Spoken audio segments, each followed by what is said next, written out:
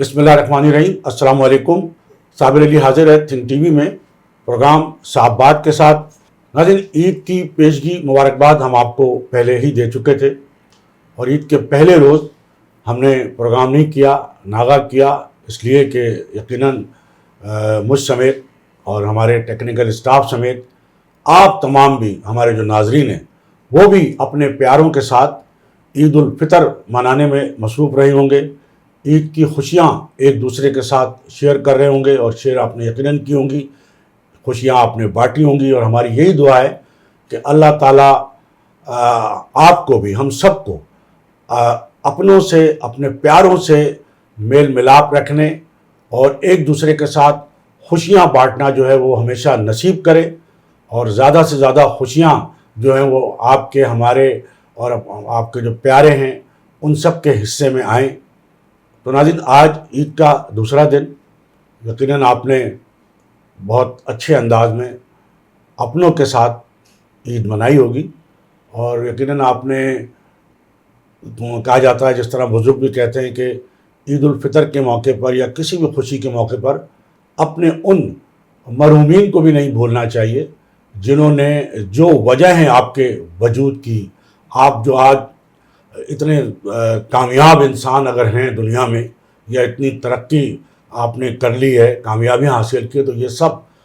ترقی اور کامیابی جو ہے آپ کی، وہ آپ کے والدین، آپ کے بزرگوں کی مرہون منت ہے۔ تو اگر وہ دنیا میں نہیں ہیں تو یقیناً ان کے لیے بھی، ان کو بھی یاد رکھنا ضروری ہے، اور اگر وہ دنیا میں ہیں تو یہ تو بہت اچھی بات ہے کہ ان کا سایہ جو ہے، وہ تادیر جو ہے، وہ آپ کے اور ہم سب کے سروں پہ قائم رہے، اور آپ ان کے لیے جو ہے وہ نہ صرف ان کی خدمت کر سکیں، زندگی میں بھی دعا کریں، اور اگر نہیں ہیں تو ان کے لیے دعائیں ضرور کرتے رہیں، ان کو اپنی دعاؤں میں یاد رکھیں۔ اور اس موقع پر یقیناً ان لوگوں کو بھی اپنی خوشیوں میں ضرور یاد رکھنا چاہیے کہ جو کسی طرح بھی وسائل نہیں رکھتے، کمزور لوگ ہیں۔ تو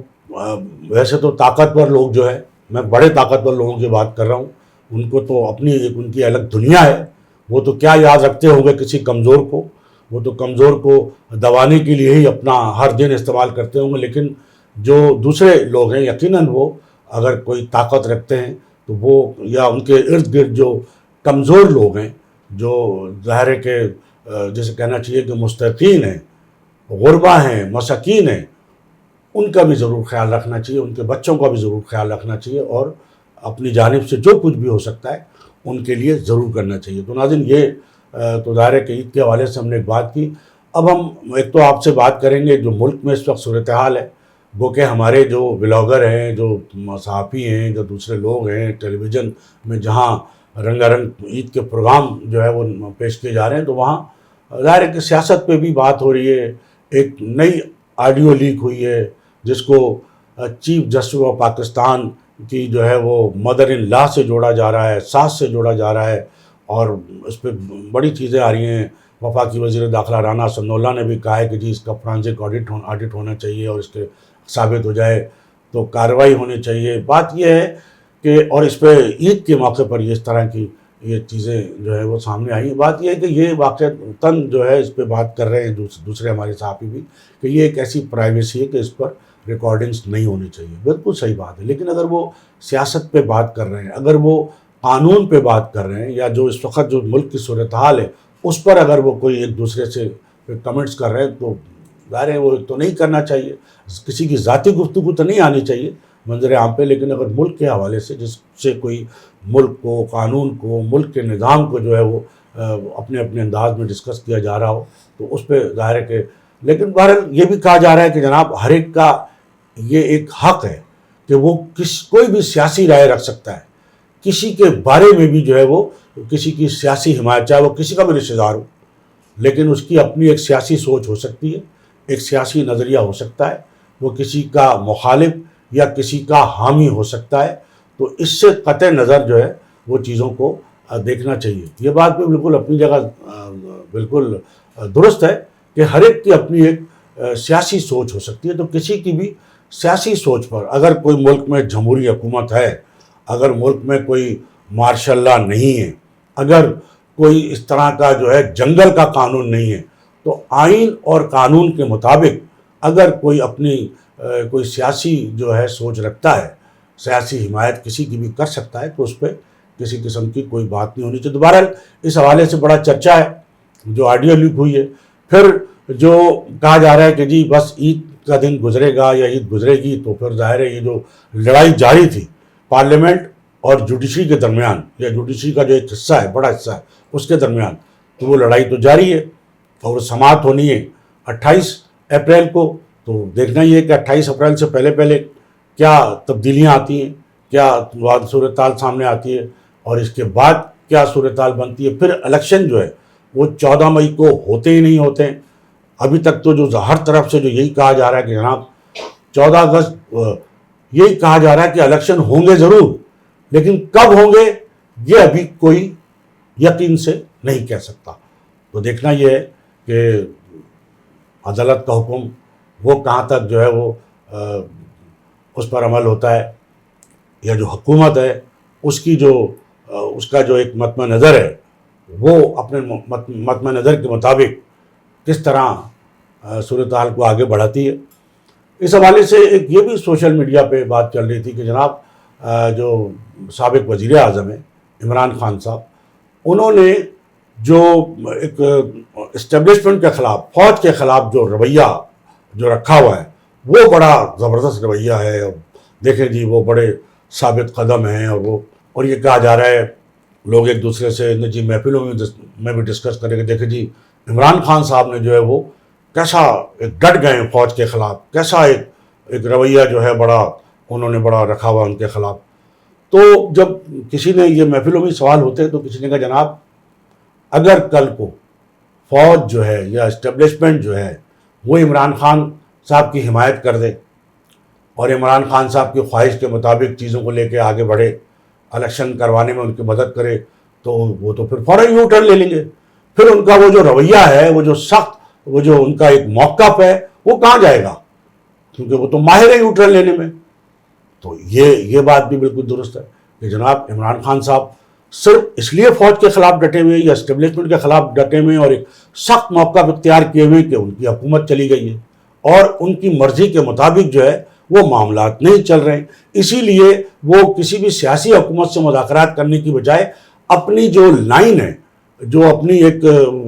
وہ جو کہنا چاہیے کہ جو اپنے تعلقات ہیں وہ اسٹیبلشمنٹ کے ساتھ بہتر کرنا چاہتے ہیں، اور ان کا سارا جو دباؤ ہے، جو زور ہے، جو فوکس ہے، وہ سیدھا پہلے بھی یہی تھا کہ وہ اسٹیبلشمنٹ پہ دباؤ ڈال کے ان کو اپنے حمایت میں کرنا چاہتے تھے، لیکن اسٹیبلشمنٹ نے ایسا نہیں کیا۔ اسٹیبلشمنٹ بالکل خاموش ہے اس حوالے سے، کوئی ان کی طرف سے اسٹیبلشمنٹ کی جانب سے ان کے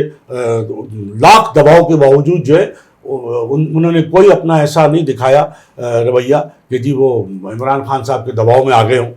تو اسی لیے عمران خان صاحب ان کے خلاف ایک سخت رویہ اختیار کیے ہوئے، اور عمران خان صاحب کا یہی موقف ہے کہ جناب مجھے مذاکرات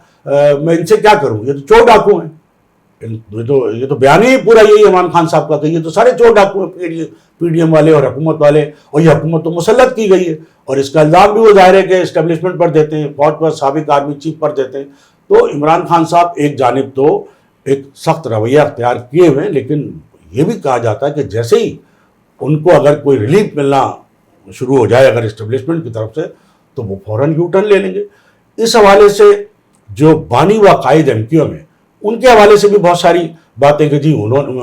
لوگ کہتے ہیں کہ جی عمران خان صاحب نے تو آج یہ رویہ اختیار کیا ہے، یہ بات تو الطاف حسین صاحب نے کوئی 15-20 سال پہلے بتا دی تھی۔ جو باتیں انہوں نے کی تھی، وہ جو آج عمران خان صاحب اس سے کہیں آگے بڑھ کر باتیں کر رہے ہیں، تو الطاف حسین صاحب نے تو ان چیزوں کی نشاندہی 15-20 سال پہلے کر دی تھی، لیکن اس کے باوجود بھی انہوں نے جو نشاندہی کی تھی، اس کے باوجود بھی الطاف حسین صاحب نے، دیکھیں تنقید سب کا حق ہے، لیکن ایسی تنقید نہیں ہونی چاہیے کہ جس سے اداروں کو نقصان پہنچے، جس سے ملک کی سلامتی کو نقصان پہنچے۔ وہ تو غلط ہے، کوئی بھی کرے گا وہ غلط ہوگا، لیکن کم از کم وہی الطاف حسین ہیں جنہوں نے ہر حکومت میں شامل بھی رہے، وہ نواز شریف صاحب کے ساتھ بھی شامل رہے، بے نظیر بھٹو کے ساتھ بھی شامل رہے، اور آصف علی زرداری صاحب کی حکومت کے ساتھ بھی شامل رہے، اور آرمی چیف پرویز مشرف صاحب کی حکومت میں بھی شامل رہے۔ اور یہی الطاف حسین ہے، واحد پاکستان کی سیاسی جماعت ہے جنہوں نے فوج کی حمایت میں باقاعدہ کھلے عام ریلی نکالی، سیلوٹ کیا باقاعدہ فوج کو اس ریلی کے اندر، وہاں سے لندن میں بیٹھ کے بھی. تو یہ رویے جو ہے، یہ ظاہر ہے کہ آپ کا اگر کسی کے خلاف سخت رویہ ہوگا تو مجبوراً اس کو کوئی وہ نہیں کر سکتا. یہ تو بالکل ایک نیچرل بات ہے کہ اگر آپ کسی کو بہت زیادہ دیوار سے لگانے کی کوشش کریں گے تو وہ اس کے جواب میں کچھ مجبوراً کچھ نہ کچھ تو کرے گا. لیکن سوال یہی پیدا ہوتا ہے کہ آپ اگر یعنی عمران خان صاحب تو 1 سال سے لگے ہوئے بہت کچھ کہہ رہے ہیں، کر رہے ہیں، اور یعنی اگر فوج کے خلاف اگر بات کرنا ملک دشمنی ہے تو میرا خیال ہے کہ اس سے زیادہ تو کوئی بھی نہیں کر رہا. پھر اس سے پہلے جو بلوچ لیڈر وہ جو کر چکے ہیں، جو قومی اسمبلی کے اجلاسوں میں بھی بات کر چکے ہیں پاکستان کے یعنی فوج کے خلاف بھی، اور پاکستان کے لیے ہم نہیں ہوں گے تو، اور بہت ساری چیزیں ریکارڈ پر ہے. پھر جس طرح یہاں جو انتہا پسند سندھو دیش کے حامی لوگ ہیں، وہ جس طرح کی جو ہے وہ فوٹیج وائرل ہو چکی ہیں کہ کس طرح وہ رینجرز کے سامنے جو ہے وہ نعرے لگا رہے ہیں، سب کچھ کر رہے ہیں. پھر ایک فوٹیج جس طرح وائرل ہوئی تھی JUI فیک ایک رہنما کی کہ وہ دھرنا دے کے بیٹھے ہوئے تھے اور ان سے جو ہے وہ رینجرز کے حکام جو ہے باقاعدہ ریکویسٹ کر رہے تھے، اور ان کا کس طرح کا سخت. تو یہ سارے سخت رویے دوسرے اگر اختیار کرتے جائیں تو ان کے لیے وہی جواب میں سخت رویہ اختیار نہیں کیا جاتا. لیکن اگر جس کا ڈومیسائل کراچی کا ہو، وہ اگر غلطی سے بھی کوئی چیز ایسی کہہ دے اور بعد میں لاکھ وہ معافیا بھی مانگ رہا ہو، لیکن اسے آپ نے معاف نہیں کرنا کیونکہ اس کا ڈومیسائل کراچی کا ہے، اسے آپ نے جو ہے برداشت نہیں کرنا، چاہے وہ ان سے زیادہ ہلکی بات اس نے کی ہو، اتنی سخت بات بھی نہ کی ہو، کیونکہ وہ. تو یہ جو فرق ہے، یہ جو تعصب ہے، جب تک یہ ختم نہیں ہوگا تو نفرتیں کیسے ختم ہوگی؟ آپ جب تک گلے نہیں لگائیں گے، جب تک ان کو آپ دیوار سے لگاتے رہیں گے تو وہ لاحظ آخر میں اور کیا ان کے پاس کیا چارہ رہ جائے گا. اب ہم بات کر لیتے ہیں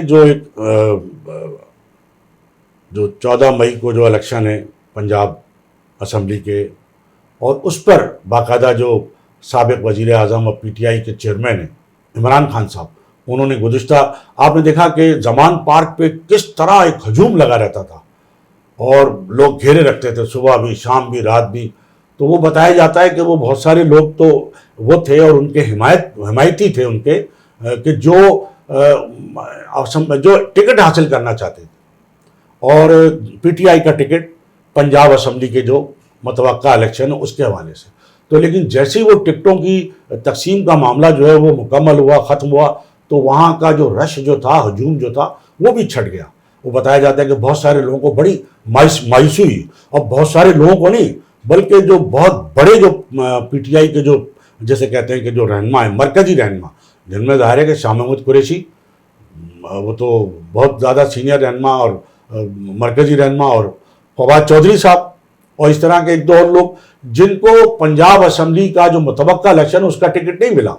جب ان سے پوچھا بھی گیا کہ بھائی آپ کو کیوں نہیں ٹکٹ ملا اور کیا آپ امیدوار تھے پنجاب مطلب کہ وزیر اعلیٰ کے لیے؟ ان کا بالکل، کون نہیں چاہے گا کہ وہ پنجاب کا وزیر اعلیٰ بنے. تو فواد چودھری نے بھی اپنی مایوسی کا اظہار کیا اس حوالے سے، شاہ محمود قریشی نے بھی اظہار کیا.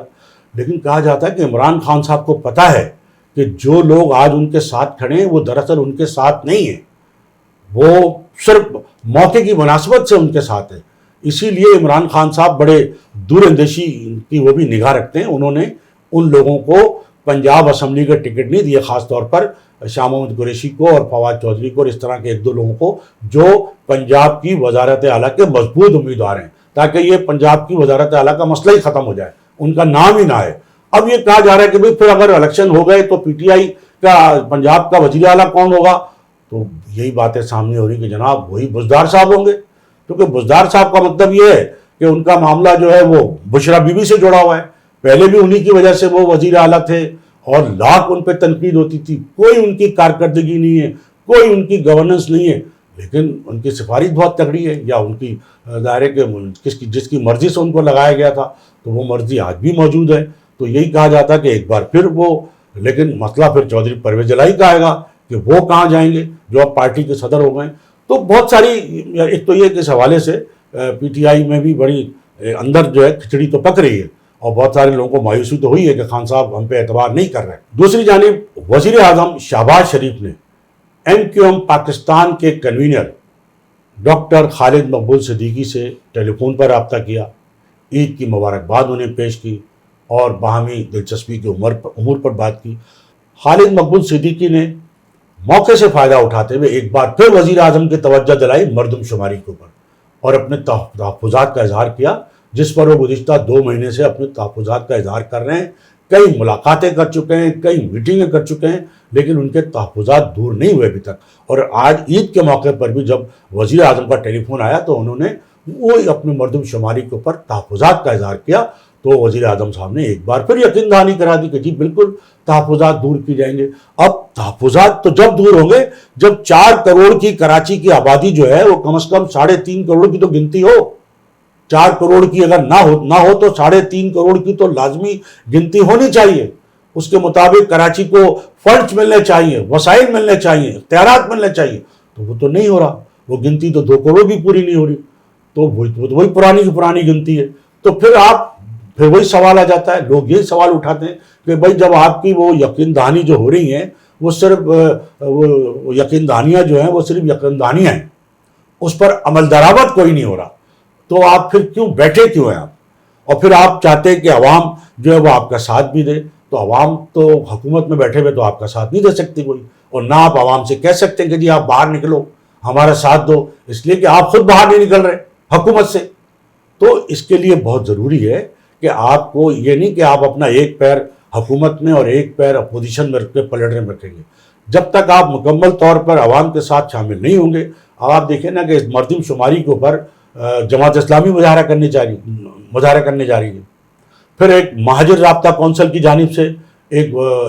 بہت بڑی اس حوالے سے یوں کہنا چاہیے کہ ایک میٹنگ یا سیمینار ایک جو ہے وہ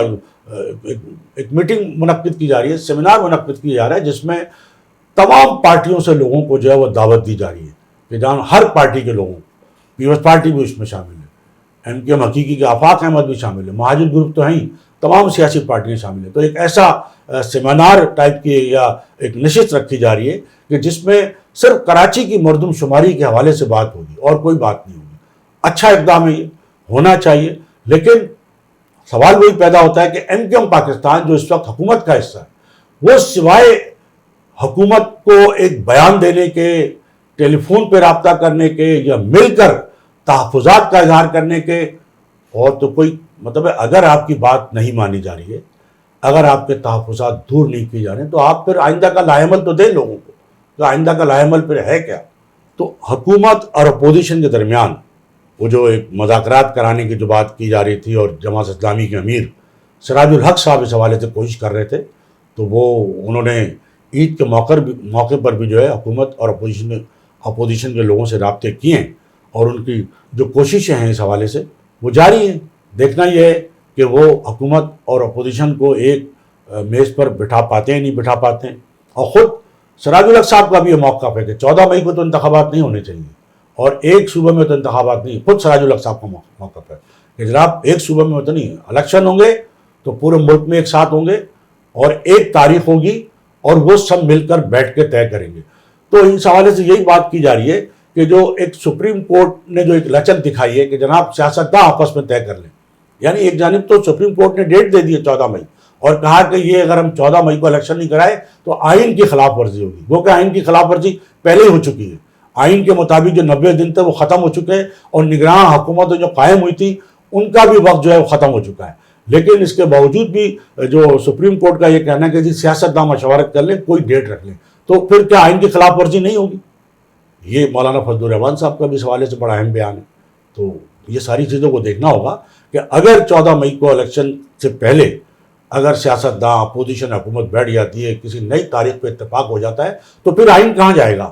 آئین میں جو لکھا ہے 90 دن، وہ تو شک پوری نہیں ہوگی، تو پھر کیا ہوگا؟ تو سپریم کورٹ اگر راضی ہو جاتی ہے تو کیسے راضی ہو جاتی ہے؟ آئین کے خلاف راضی ہو جاتی ہے۔ تو سپریم کورٹ کا تو یہ کام نہیں ہے کہ وہ سیاستدانوں